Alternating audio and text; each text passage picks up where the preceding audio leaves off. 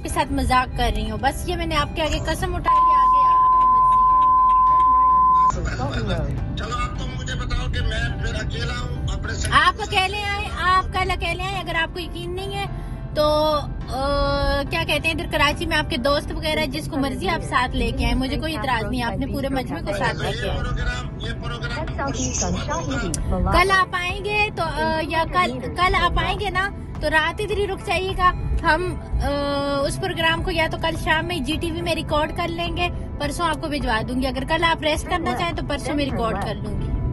अगर आप बतौर खलीफा और शक्ति के कल रात मेरे पास रहो तो मैं फिर रात रहता हूँ। ठीक है, मैं आप हम साथ में, बिल्कुल हम साथ में खाना खाएंगे इंशाल्लाह, साथ में मैं आपकी इज्जत करूंगी। सुबह की नमाज तक इकट्ठे रहेंगे इंशाल्लाह। मुफ्ती अब्दुल कवी ये वो नाम है जो हर थोड़े दिन बाद आपको पता है कि खबर की जीनत बन जाते हैं, और क्यों बन जाते हैं ये भी आपको पता है। ये वो शख्सियत कह लें जिन पर आए रोज सवाल उठते हैं इनकी हरकत की वजह से, और इनकी हरकत पर कोई सवाल अगर ना उठता, अगर इनके नाम के साथ ये मुफ्ती ना लगता, मुफ्ती ना आता। ये बात हकीकत है कि मुफ्ती साहब को मस्जिद या मदरसे में तो शायद किसी ने देखा हो, लेकिन काबिल एतराज़ वीडियोस में पूरी दुनिया ने देखा और बार बार देखा। अब इनकी जो हाल ही में वीडियो वायरल हुई है आप सबके सामने है, और मेरे ख्याल से बहुत से लोगों ने देखी होगी, बल्कि सबने देख ली होगी। हरीम शाह की मुफ्ती कवि को थप्पड़ मारने की वीडियो का सोशल मीडिया पर हंगामा है। अब इस वीडियो के बाद मुफ्ती साहब की कई और वीडियोस भी वायरल हुई हैं। इसी हवाले से आज मैंने शो में दावत दी है टिकटॉक स्टार हरीम शाह के मोहताज ने। बहुत शुक्रिया हरीम ज्वाइन करने के लिए, और मुफ्ती अब्दुल कवी साहब भी मुझे ज्वाइन करेंगे सेगमेंट में। हरीम, सबसे पहले मैं आपकी तरफ आना चाहूंगी, ये जो वीडियो वायरल हुई है आपने थप्पड़ मारा मुफ्ती साहब को, ये कहाँ की है, ऐसा क्या हुआ था, आपको बुलाया गया था, और आखिर ऐसी क्या बात हो गई थी कि आपने थप्पड़ ही मार दिया? जी मैं आपको सारी डिटेल बताती हूँ। एक टीवी चैनल है नेशनल चैनल GTV, उनकी मैं होस्ट हूँ, और उन्होंने मुझे मतलब हफ्ते में 2 दिन दिए कि आप हमारे चैनल से आके एक प्रोग्राम होस्ट करेंगी। तो मैंने प्रोग्राम जो होस्ट करना था तो उनमें सबसे पहले मेरी जो विश थी वो ये थी कि मैं उन तमाम लोगों को अपने शो के अंदर बुलाऊंगी और उनको अपने सामने बिठाऊंगी, और जिनकी वजह से मेरा मीडिया ट्रायल हुआ, और वो मैं सारी की सारी सच्चाई आवाम को बताऊंगी और आवाम तक वो सारी चीज़ें लेकर आऊँगी। अगर मुझे एक प्लेटफॉर्म पे आने का मौका मिले, मुझे बोलने का मौका मिले, तो जो मेरी गलतियाँ हैं, जो मेरी कोताहियाँ हैं, वो भी मैं आवाम से शेयर करूँगी।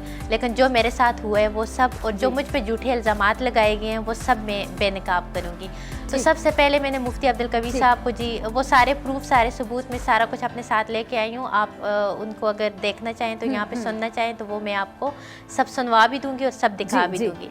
मैंने हाँ शेयर कीजिए आप। जी, मुफ्ती साहब को मैंने कांटेक्ट किया कि इस तरह मेरा शो है GTV से और आपने मेरे शो में आना है। तो शो के लिए आपको पता है इनको चैनल ने कोई पैसे वगैरह कुछ नहीं पे किया, लेकिन मैंने इनको टिकट भी अपने पैसों से लेके दिया आने जाने का। इनको मैंने 50,000 अपने जेब से पे किया जी। और इनको मैंने जिस गेस्ट हाउस में ठहराया वो भी मैंने अपने जेब खर्चे से ठहराया कि मेरे मेहमान हैं, मेरे गेस्ट हैं। और अच्छा हरीम सॉरी एक मिनट हरीम, एक मिनट, कहाँ से आपने इनको बुलाया था, किस शहर से आए थे आप, किस शहर में काम कर रहे थे, जरा क्लियर कर दीजिए। जी, मैं कराची में इस वक्त मुकीम हूँ, मैं कराची से ये शो होस्ट कर रही थी। ठीक है। और मुफ्ती साहब लाहौर के अंदर थे। जब मेरी मुफ्ती साहब से बात हुई, मुफ्ती साहब लाहौर के अंदर थे, तो मैंने अपने एजेंट से इनका जो टिकट करवाया था लाहौर से कराची का करवाया था। ठीक है जी, वो टिकट। अच्छा हरीम, ये DSNG भी अवेलेबल होती है दूसरे शहरों में, तो आप DSNG पे भी तो उनको ले सकते थे ना, लाइक लाहौर से भी मेहमान बन के बैठ सकते थे, और आप कराची से होती हैं, ऐसी क्या फैसिलिटी नहीं थी वहाँ? मैं आपको बताती हूँ, जब DNC के मैंने तो इनको बुलाना था ना, बुला के अपने मुँह पे बैठाना था, क्योंकि इन्होंने मुझे फेस करना था। अच्छा, यानी आप चाहती थी कि वो आपके आमने सामने आके बैठे, यानी आप पहले से चाहती थी? देखिए आपको पता होगा जी, सबसे पहले इन्होंने जो मुझ पे झूठे इल्जामात लगाए थे मैं उनका जिक्र करूंगी, फिर मैंने जो किए और वो भी मैं आपके साथ शेयर करती हूँ। सबसे पहले आपकी चैनल के तवज्जुह से एक सेल्फी वायरल हुई थी एक लड़की की इनके साथ, जबकि मैं पाकिस्तान के अंदर मौजूद भी नहीं थी, और ये सेल्फी आप देख सकते हैं, जबकि ये सेल्फी मेरी नहीं है। मुफ्ती साहब को पता था कि ये वो लड़की मैं नहीं हूँ, लेकिन मुफ्ती साहब ने इस बात को जानते बूझते हुए ये कहा कि ये हरीम शाह मेरे साथ बैठी हुई है। मतलब पहला झूठ इन्होंने मुझ पे ये बोला, जिसकी वजह से मेरा बहुत मीडिया ट्रायल हुआ और मुझे मीडिया पे तरह तरह की गंदी बातें सुनने को मिली, जबकि मैं पाकिस्तान के अंदर मौजूद भी नहीं थी। मैंने खामोशी इख्तियार की। मैंने कहा इंशाल्लाह एक वक्त आएगा, इन सब तमाम चीज़ों का मैं बदला लूँगी और ज़रूर लूँगी। मैंने उस वक्त से मेरे अंदर एक गुस्सा था, मेरे अंदर एक ये समझें कि मुझे एक सुकून सा नहीं था। मैंने उस वक्त से इस वादा किया था और मैंने एक चैनल पे भी बोला था कि अगर ज़िंदगी में मुझे मौका मिला और मेरे अल्लाह तबारक व तआला ने मुझे हिम्मत दी तो इस बंदे को मैं छोड़ूंगी नहीं, इस बंदे को मैं पूरी दुनिया के सामने जलील करूंगी और पूरी दुनिया को मैं सच दिखाऊंगी। मैंने एक नियत और मैंने एक इरादा तब से किया था। दूसरी बात ये मुबश्शिर लुकमान के चैनल पे ये मैंने कुछ अरसा टिकटॉक वीडियोस बनाना छोड़ दी थी। मैं बहुत ज़्यादा फेटअप हो गई थी, मैं पाकिस्तान से बाहर चली गई थी, मैं बाकू के अंदर मुकीम थी। दूसरा ये शो करते हैं जी, मुबश्शिर लुकमान के चैनल पे जाते हैं और मुबश्शिर लुकमान कहते हैं अच्छा आजकल उनकी वीडियोस इसलिए नहीं आ रही, तो ये आगे से उनको कहते हैं कि हाँ मैंने उनसे निकाह कर रखे। तो मुबश्शिर लुकमान कहते हैं अच्छा तुमने उनसे निकाह किया हुआ, तो ये आगे से हंसते हैं। वो क्लिप भी वजूद है, मैं आपको क्लिप भी सेंड कर दूंगी। दूसरा एक मिनट में मुफ्ती साहब ये दावा करते हैं लोगों के सामने, मुबश्शिर लुकमान और बाकी लोगों के सामने, कि उन्होंने आपसे निकाह किया। उन्होंने मुझसे निकाह कर रखे फिजा, लेकिन मैं खलफन कहती हूँ अल्लाह की कसम के तब तक ना मैं मुफ्ती से मिली थी, ना मुफ्ती के साथ मेरी कोई मुलाकात थी और ना कभी मुफ्ती से मेरा आमना सामना हुआ था। आपको इस बात की क्या वजह समझ आती कि मुफ्ती साहब लोगों को क्यों कहते हैं कि उन्होंने आपसे निकाह किया? वैसे की क्या वजह समझ आती है? वो पब्लिसिटी के लिए आपका नाम यूज करना चाहते हैं, वैसे खुद भी काफी ज्यादा फेमस है मेरे ख्याल से। मुझे ये नहीं पता, ये सारी बातें तो सही जी, ये सारी बातें आप इनसे पूछेंगे कि इन्होंने इस तरह क्या किया। फिर मुझे बहुत ज़्यादा गुस्सा आया। फिर मैंने अपने अल्लाह से दुआ की कि अल्लाह ताला मुझे उस वक़्त तक ज़िंदा रखना कि इनको मैं, इन तमाम लोगों को मैं इन चीज़ का हिसाब दूँ और ऐसे लोगों को मैं वो करूँ। फिर अच्छा हरीम, थप्पड़ क्यों मारा? थप्पड़ वाले जो ताज़ा वाकया था, पहले जरा ये भी बताइए कि जिस प्रोग्राम के लिए आपने मुफ्ती साहब को स्पेशल टिकट दे के स्टे करवाया आपने उनका किसी होटल में, आपने स्पेशल इनको बुलाया लाहौर से कराची, वो प्रोग्राम का टॉपिक क्या था? आप किस टॉपिक पे बात करने जा रही थी? क्या वो प्रोग्राम फिर हुआ, रिकॉर्ड हुआ, ऑनर हुआ या लाइव था, या थप्पड़ पे ही मामला खत्म हो गया? नहीं, थप्पड़ पे नहीं। पहले मैंने इनके साथ बैठ के प्रोग्राम वो किया। पहले मैं इनको बस जो मेरी और इनकी गुफ्तगू हुई उस वक्त तक मैं इनको बर्दाश्त करती रही, क्योंकि मैंने इनके साथ एक शो रिकॉर्ड करना था। मैंने इनको थप्पड़ मारना था, मैंने इनको बहुत मारना था, लेकिन इनको मैंने बाद में मारना था। तब तक वो आपने शायद मेरे से क्लियर किया कि आपने दिल में सोचा था कि आप इनसे बदला लेना चाहती थी। बिल्कुल के लिए किया आपने कि इनको बिल्कुल मैं इनको मारना चाहती थी, ये सब कुछ करना चाहती थी। उससे पहले मैं प्रूफ अपने पास रिकॉर्ड करना चाहती थी, हर एक चीज़ का प्रूफ रिकॉर्ड करना चाहती थी। जब मैं एयरपोर्ट पे गई इनको एक्सपोज करने की नीयत से। हाँ, मैंने जब मैं इनको मतलब टेलीफोनिक गुफ्तगू हुई जी आपने मेरे शो में आने, तो इन्होंने पहले कहा कि तुम मुझे गाड़ी के मुझसे वीडियो कॉल पे बात करो। मैंने कहा ठीक है। मुफ्ती साहब तब एक रात को एक पार्टी के अंदर थे, वहाँ पे पार्टी माहौल था। कहते हैं कि अगर तुम मेरे साथ हो तो तुम्हें मैं बहुत सारे फ़ायदे दिलवा सकता हूँ। हर चीज़ मेरे पास रिकॉर्ड है मेरे फ़ोन में, आप किसी को कहें तो वो ऑनर चलाते हैं कि मैं सारी चीज़ें सबूत के साथ लेके आई हूँ। मैं कोई ऐसी बात नहीं करूँगी कि जिसका मेरे पास प्रूफ नहीं होगा। मैं कोई ऐसी बात आपके शो में नहीं करूँगी जिसका सबूत मेरे पास नहीं होगा। इनके टिकट अच्छा हरीम, नाज़रीन ये जानना चाहते हैं, सॉरी मैं आपको मैं इंटरप्ट इसलिए नहीं करी कि मैं सुनना चाहती हूँ, मैं चाहती जो हरीम के अंदर हरीम बोले। लेकिन हरीम मुझे सिर्फ ये बताइएगा कि थप्पड़ किस बात पे मारा? ऐसा उन्होंने क्या बोला, या आपने स्पेशल पहले सोचा था कि अब कुछ वो हरकत करें ना करें, आपने उनको लाहौर से स्पेशल टिकट देके बुला के कराची में होटल के कमरे पे थप्पड़ मारना है? मैंने ये सोचा था कि अगर ये माफ़ी मांगेंगे मुझसे और कहेंगे कि ये मुझसे नहीं मिले थे, इन्होंने ये इल्ज़ाम मुझ पे बिल्कुल झूठे बेबुनियाद लगाए थे, ये सारी आवाम के सामने इसको कहेंगे तो मैं इनको माफ़ कर दूंगी। लेकिन माफ़ी का मामला ही नहीं आया। इन्होंने बात को और रुके। ये कभी मुझे कहते हैं कि अपनी ज़बान निकालो, मैं उस पर किस करना चाहता हूँ। कभी कहते हैं कि अपने होंठ तो मैं उन पर किस कर। मेरे पास रिकॉर्ड है, प्रूफ है, वीडियो कॉल मेरे पास है। मैं बगैर उसके बात नहीं करूँगी, मैं साथ में लेके आई हूँ, ठीक है। और मैं आगे से हंस के टाल रही हूँ कि ये किसी तरह मैं आगे से हंस रही हूँ और ये कर रही हूँ कि ये बंदा किसी तरह मेरे हाथ आए, मुझ तक पहुँचे। अगर अभी से मैं एग्रेसिव हुई, अभी से मैंने गुस्सा किया या अभी से मैंने ऐसा कुछ शो किया तो ये बंदा मेरे हाथ नहीं आएगा। लेकिन इन्होंने जब ऐसा कहा, मैंने कहा जी जी मुफ्ती साहब आप आ जाएँ, आपको बहुत रिस्पेक्ट मिलेगी, आपको सब कुछ मिलेगा। तो फिर इन्होंने मुझे कॉल पे कहा कि हाँ अच्छा मुझे सिर्फ 50,000 और आने जाने का टिकट और रिहाइश मिलेगी, इसके अलावा और कुछ नहीं मिलेगा। मैंने कहा क्या? अच्छा मैं सॉरी आपकी बात काट रही हूँ। जैसा कि इन्होंने आपसे पहले बड़ी अजीबोगरीब सी गुफ्तगू की, तो इन्होंने आने से पहले ये भी कहा कि फिर मुझे और भी कुछ फायदे चाहिए आपसे। आप समझ रही मैं क्या पूछना चाह रही? जी बिल्कुल। और ये कि तुम रात मेरे साथ गुजारोगी, सुबह की नमाज तक हम साथ में होंगे और फिर उस वक्त हम ये करेंगे। और पेशानी अपनी इधर करो, मैं तुम्हारी पेशानी पे बोसा देना चाहता हूँ। और तुम ज़बान निकालो, मैं तुम्हारी ज़बान पे वो करना चाहता हूँ। और मैंने कहा कहते हैं, और मैं बात में टाल रही हूँ, मैं कह रही हूँ कि जी मुफ्ती साहब आपको बहुत रिस्पेक्ट मिलेगी, आप एक दफ़ा आ जाए। और ये चीज़ें मेरे पास हैं, मैं आपके अमले को दे के जाऊँगी। आप ऑन एयर करना चाहें तो आप ऑन एयर कर दीजिएगा सारी चीज़ें। और फिर मैंने तो कहा हरीम, जी आपको एक मिनट के लिए ऐसा नहीं लगा कि चले बदला मैं ना लूं इनसे, ये मैं प्रोग्राम ही कैंसिल कर दूं, ये तो फजूल बातें करने पर आ गए, नहीं, तो मुझे आपको आपके दिल में बदला का वो इतना था कि मैंने बदला लेना, थप्पड़ मारना है। हाँ फिजा, और जिस रेस्टोरेंट में, अच्छा सबसे पहले मैं इनको इस रेस्टोरेंट में लेके गई, ये मेरे भाई का है, शानदार शनवारी, मेरे बहुत प्यारे भाई हैं, उनके रेस्टोरेंट में मैं लेके गई और शुक्र है हर जगह मेरे साथ मेरी टीम मौजूद थी और मैं उनके साथ यूं चेयर पे बैठी और इस बंदे ने वहाँ पे मुझे चेयर के पीछे से हाथ लगा के जब टच किया तो मैंने कहा यहाँ पे अगर किया तो फिर सारा प्लान कैंसिल हो जाएगा, तो नहीं अभी खुद को कंट्रोल करने हैं बस, ये सारी चीज़ें हो जाएं फिर एक ही दफ़ा। इनको एक थप्पड़ ही नहीं पड़ा, इनको मैंने जूते भी मारे हैं, लेकिन जूते मारने खैर सॉरी, मैं आपको काट रही हूँ, मुफ्ती साहब मेरे साथ लाइन पर मौजूद है, जरा मुफ्ती साहब का भी मौक़िफ़ सुनिए। मुफ्ती साहब अस्सलाम वालेकुम, आप मुझे सुन पा रहे हैं? जी मुफ्ती अब्दुल कवी साहब, आप मुझे सुन पा रहे हैं? आपको मेरी आवाज आ रही है?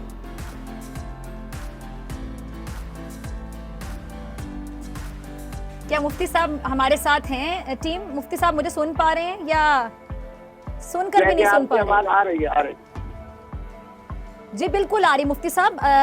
ये अब नई ताज़ा वीडियो आ गई, आपकी वायरल हो गई है। इससे पहले आपने मेरे शो में वादा किया था कि आप किसी लड़की के साथ कोई वीडियो नहीं बनाएंगे, लेकिन उसके बावजूद आपने वादा पूरा नहीं किया। ये नई वीडियो आ गई, आपको थप्पड़ पड़ गया हरीम से, क्या कहेंगे आप? क्यों मारा थप्पड़ हरीम ने आपको? मोहतरमा बात यह है कि मैं बिल्कुल अपने अहद पे पाबंद हूँ। मैं मेहमान था, कराची में एक चैनल है, उसका नाम है GTV। GTV मुझे मुख्तलिफ अपने प्रोग्राम के हवाले से दावत देते थे इजहार ख्याल का। जैसे मोहतरम डॉक्टर फिजा साहब जनाब मुझसे जब रब्ता करती हैं तो मैं फ़ौरन आपकी बात के ऊपर रद्द अमल ज़रूर इजहार करता हूँ, इसलिए कि मुझे पता है कि आप मुझसे जब बात पूछती हैं तो अल्हम्दुलिल्लाह मैं मुल्क और मिल्लत की खिदमत के हवाले से अकायद की बुनियाद पर बात करता हूँ, तो आप आगे उसको जनाब गैर हो जाता है मेरा प्रोग्राम जो आपकी वजह से आए। इसी सूरत हाल में जी टेलीविजन वाले जो है यूनिवर्सिटी के ताल्लुक रखते हैं, तो उन्हीं की दावत पर मैं पहुंचा कराची पहुंचने के बाद जैसे मैं एयरपोर्ट से बाहर आया तो आगे मैंने देखा कि GTV की तरफ से जो गाड़ी मुझे लेने के लिए आई है उसको मोहतरमा हरीम शाह साहब चला रही हैं और उनके साथ एक और बच्ची मौजूद है। मैं अपनी गाड़ी पे बैठा उनकी इसरार के बावजूद। फिर उसके बाद ये है कि मैंने उनसे जो बात की खुद की तस्लीम कर रही हैं कि मैंने कहा कलमे को गवाह बना लेते हैं ताकि कलमे की बुनियाद पर आप भी एहतराम करेंगे कलमे का, मैं भी कलमे का एहतराम करूंगा और उसके मुताबिक जनाब। फिर बहरहाल हमने खाना खाया, खाने वाली तस्वीर भी उन्होंने डाली हुई है। वो चूँकि एक बहुत अच्छा रेस्टोरेंट था, उसमें सैकड़ों की तादाद में लोग मौजूद थे, बाकी लोग भी मेरे साथ तस्वीर बना रहे थे, सल्फे बना रही थी, तो मोहतरमा भी कभी दाएं कभी बाएं। तो उनके जो मालिक थे आशिक हुसैन साहब, उनको मैंने शिकायत भी की, उन्होंने कहा कि नहीं मुफ्ती साहब आप एतमाद करें, इस तरह का कोई मामला नहीं होगा। अच्छा। मुफ्ती अब्दुल कवी हर उस बात को मान लेता है जो एक अदब के साथ, अकीदत के साथ, एहतराम के साथ की जाए, जो कि आशिक हुसैन ने जिस अकीदत और एहतराम के साथ हमें खाना खिलाया, मैं एतमाद। और उसके बाद जनाब मुझे कहने लगे जी GTV वालों ने आपके लिए इस गेस्ट हाउस में कमरा रखा हुआ है। मैंने कहा कभी तौर पर मैंने वहाँ नहीं जाना। अच्छा। मैं अल्हम्दुलिल्लाह अपने दोस्तों के यहाँ चला गया, रात को वहाँ रहा। अगले दिन उसी प्रोग्राम जो GTV का सुबह का प्रोग्राम है मॉर्निंग शो, उसको जनाब जो मुंतजिम है वो खुद तशरीफ ले आए मुझे लेने के लिए। उनका नाम मोहतरम नवीद साहब है। मैंने उनसे पूछा कि जनाब मुंतजिम आप हैं? उन्होंने कहा जी मैंने कहा आपने तमाम मामलात को देखना है, इसलिए कि हमने वादा किया है कौम के साथ कि हम खवातीन हजरात के साथ आप उस प्रोग्राम को देखेंगे जब वो ऑन एयर होगा। मैं एंकर की तरह बिल्कुल अलग कुर्सी में बैठा हूँ और उससे 6-7 अच्छा मुफ्ती साहब सॉरी मैं आपकी बात काट रही हूँ, एक मिनट। आपने पूरी कहानी सुनाई, मैंने बड़े एहतराम के साथ सुनी। हरीम शाह भी मेरे साथ मौजूद है। हरीम आपने भी सुनी। हरीम जो आप अभी बात कर रही थी जरा मुफ्ती साहब के सामने कहेंगी कि उन्होंने आपसे किस तरह की गुफ्तगू की और उन्होंने क्या मुतालिबा किया? वो जो आप कह रही थी रात वाली बात जरा प्लीज दोहरा दीजिएगा। फिजा A to Z इनकी कन्वर्सेशन से लेके मतलब फोन से गाड़ी में। आपने फोन नहीं बंद करना, आपने पूरी बात सुननी है, मुझे आपसे जवाब चाहिए। पूरी कौम आपको देख रही है, सुन रही है, मैं चाहती हूँ कि सबको आप जरा जवाब दीजिए। जी हरीम। मैं पूरी कौम के सामने एक ही बात करूंगी कि जो कहूंगी सच कहूंगी, सच के सिवा कुछ नहीं कहूंगी, और जो बात भी कहूंगी विद सबूत प्रूफ के कहूंगी।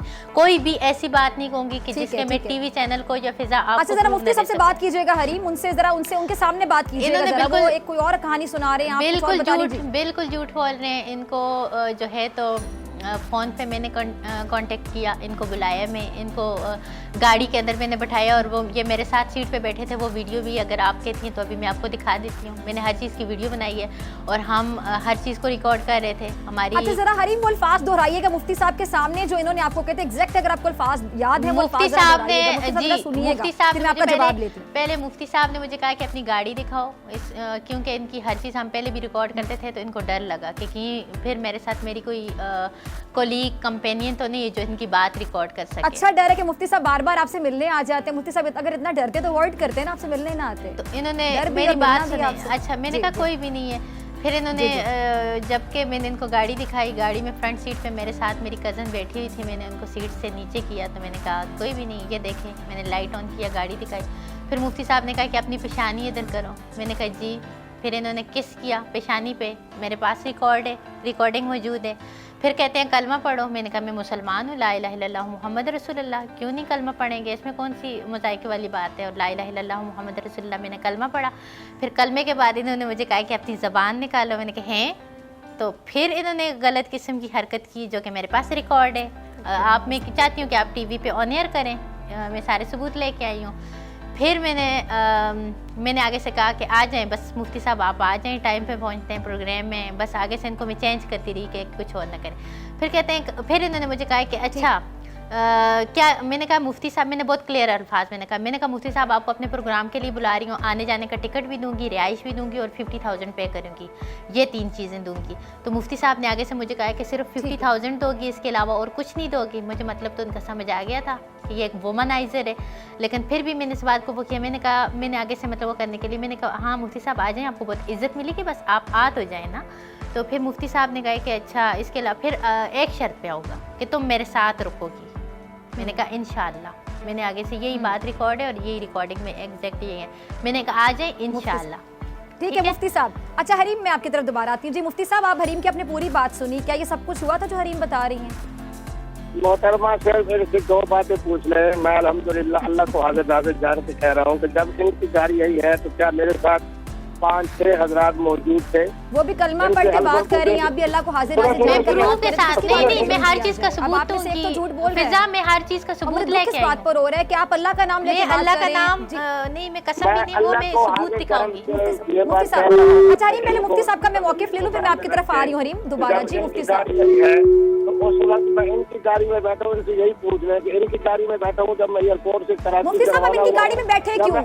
आप गए ही क्यों? आप गए ही क्यों? अच्छा दूसरी बात है कि आप लोगों को ही कहते हैं, आपने मुबश्शिर लुकमान साहब को बोला कि आपने हरीम से निकाह किया हुआ, आप ऐसी बात करते हैं?